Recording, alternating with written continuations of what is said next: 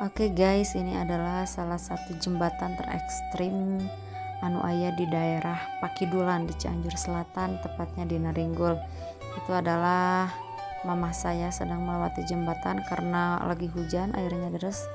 Jadi airnya meluap. Nah, itu ada orang yang lagi mancing ikan, mencari-cari. Nah, jadi satu-satu tinggal nunggu giliran untuk lewat nyampe ke sana. Ini mah kepleset dikit langsung tegejebluk guys ke sana.